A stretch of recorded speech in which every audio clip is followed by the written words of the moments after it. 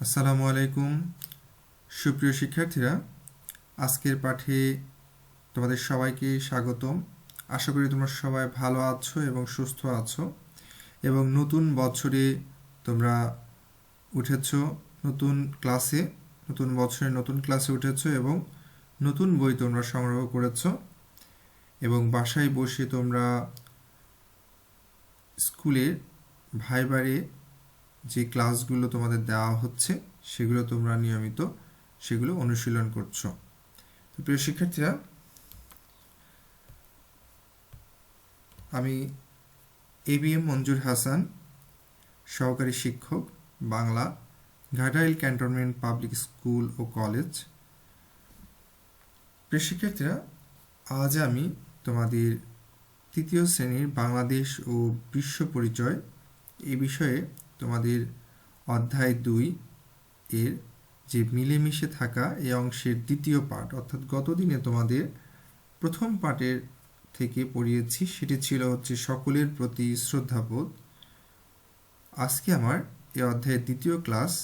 আজকের পাঠ হচ্ছে ইসলাম ধর্ম ও হিন্দু ধর্মের উৎসব। তোমাদেরকে গত ক্লাসেই আমি পাঠ ঘোষণা করেছিলাম যে আজকের দিনে তোমাদেরকে এই অংশটি পড়াবো। তো প্রিয় শিক্ষার্থীরা, তোমরা নিশ্চয়ই বুঝতে পেরেছো কোন অংশ থেকে আজকে পড়াবো। তাহলে চলো বন্ধুরা, আমরা কিছু ছবি দেখি। ছবি দেখতে আমাদের সবারই ভালো লাগে, তাই না? দেখো, স্ক্রিনে কয়েকটি ছবি দেখা যাচ্ছে। আমরা যারা মুসলমান ধর্ম অবলম্বী তারা আমরা সহজেই বুঝতে পারছি এটি কিসের ছবি বলো তো।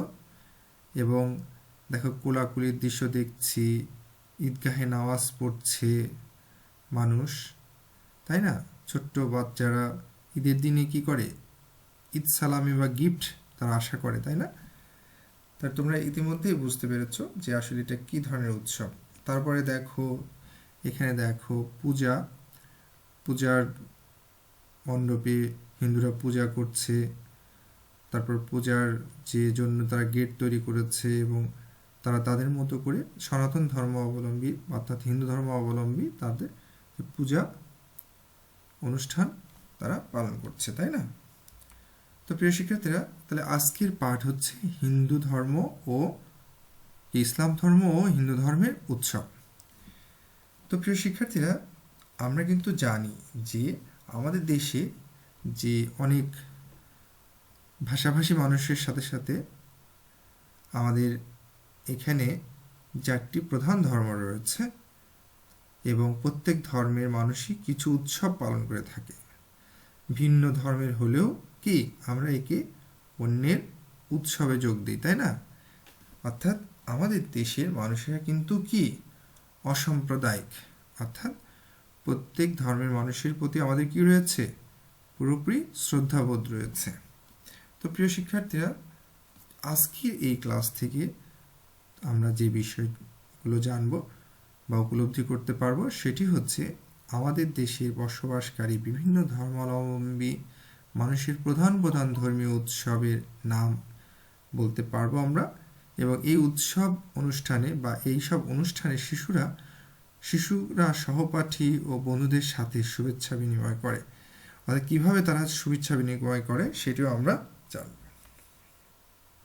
তাহলে দেখো, ছবির মাধ্যমে আমরা দেখতে পারি যে ঈদের দিনে কি, ঈদের দিনে আমরা কি করি?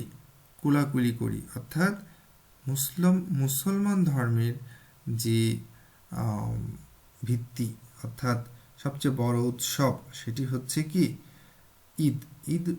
তারা হচ্ছে মুসলমান ধর্মেরা বছরে 2টি ঈদ পালন করে থাকে। একটি হচ্ছে ঈদুল ফিতর ও ঈদুল আজহা, তাই না? ঈদুল ফিতর হচ্ছে কি?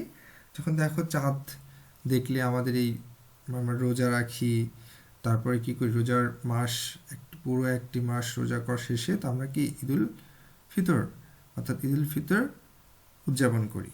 আর ঈদুল আজহা হচ্ছে কোরবানির ঈদকে বলা হয়ে থাকে। অর্থাৎ এটি হচ্ছে পশু কোরবানির মাধ্যম দিয়ে আমরা এই উৎসবটি বা আমাদের ঈদটি পালন করে থাকি, তাই না? প্রিয় শিক্ষার্থীরা, তাহলে আমরা কি জানলাম যে ঈদের দিন মুসলমানরা মসজিদ ও ঈদগাহে ঈদের নামাজ আদায় করে। তোমরা কিন্তু এই লাইনগুলো খুব খেয়াল করবে। ঈদের দিনে মুসলমানরা কোথায় নামাজ আদায় করে? তারা মসজিদ ও ঈদগাহে নামাজ আদায় করে। অর্থাৎ কোথাও কোথাও মসজিদের ঈদের নামাজ পড়া হয়, আবার কোথাও কোথাও ঈদগাহে ঈদের নামাজ আদায় করা হয়। আমরা দুইটা ছবির মাধ্যমে দেখতে পাচ্ছি যে কিভাবে ঈদের নামাজ আদায় করছে মুসলমান ধর্ম অবলম্বীরা। তো প্রিয় শিক্ষার্থীরা দেখো, এবং আত্মীয় স্বজন বন্ধু সবাই মিলে শুভেচ্ছা বিনিময় করেন এবং খাওয়া দাওয়া করেন। অর্থাৎ এই দিনে সবাই সবার সাথে যে আন্তরিক কুশল বিনিময় করে সব বয়সের মানুষ, এবং পাশাপাশি ঈদের দিনে সবাই আত্মীয় স্বজন একত্রিত হয়, তারা তাদের শুভেচ্ছা বিনিময়ের পাশাপাশি একসাথে খাওয়া দাওয়া করে থাকে। এটি আমাদের উৎসবের একটি বৈশিষ্ট্য। প্রিয় শিক্ষার্থীরা, তোমরা দেখো যে ঈদের দিনে শিশুদের কি আনন্দটা, তাই না? তোমরাও কিন্তু শিশু, তাই না? দেখো, শিশুরা দল বেঁধে ঘুরে বেড়ায় ও আনন্দ করে। ঈদের দিনে শিশুরা কি করে? বিভিন্ন জায়গায় তারা ঘুরে বেড়ায় এবং তারা আনন্দ করে থাকে। তোমরা ছবির মাধ্যমে সেগুলো দেখতে পাচ্ছ। এছাড়াও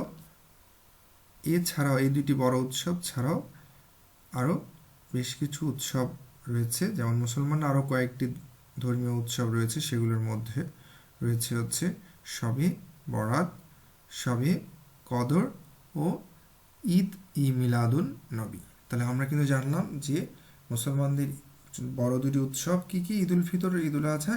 এছাড়াও তাদের আরও কয়েকটি ধর্মীয় উৎসব রয়েছে, সেগুলো হচ্ছে শবে বরাত, শবে কদর ও ঈদি মিলাদুন নবী। তোমরা কিন্তু এইগুলো খুব মনে রাখবে কিন্তু।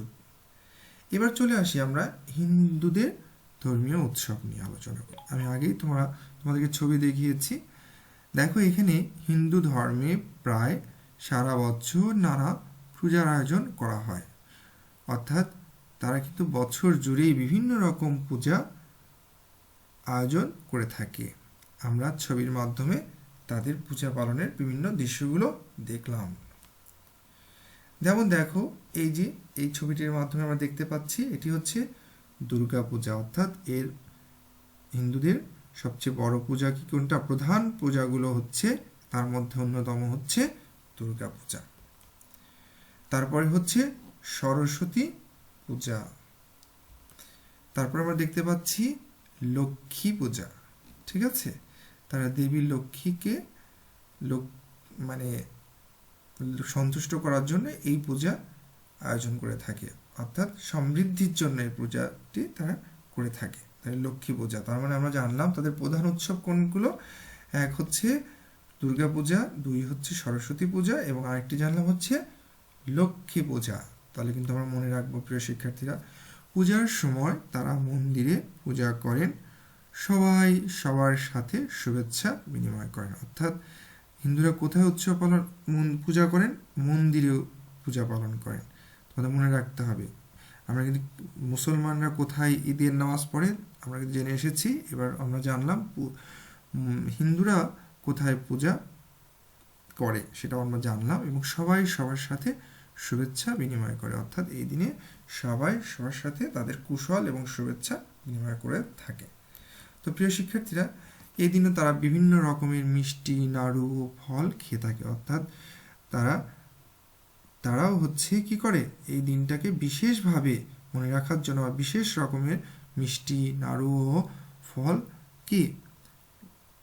খেয়ে এই উৎসব উদযাপন করে থাকে।